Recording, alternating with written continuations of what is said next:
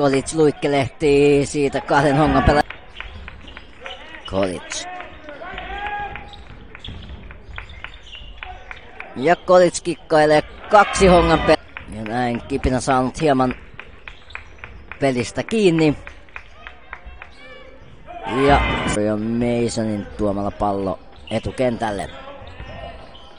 Ben Kolic kikkailee siinä. Riku Korhonen floateri ohi ja Kolic. Hyvällä prosentilla Honka hakkaa noita kolmosia sisään tällä hetkellä. Ja sitten Mason tuo palloa ylös. Kolic hakee 3 pisteen heiton.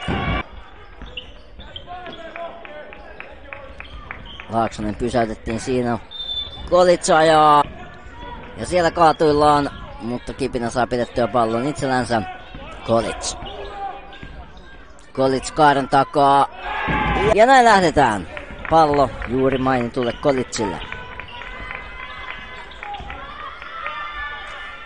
Kolic hakee 3. Ja itse olen koko kauden odottanut, että koska Gonsalves alkaa ratkaisemaan näitä otteluita, koska taidot riittää. Mutta Gonsalves tykkää syötellä ja Kipinä hyökkää. Ben Kolic ajaa korille.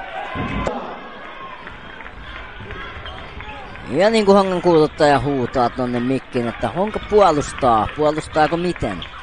Ben Kolic. Ja 4. lähenee puolta väliä. Hyytiäinen epäonnistuu 3 pisteen etukentälle. Häntä puolustaa Markus Hyytiäinen. Ja Kolic on ottanut ratkaisun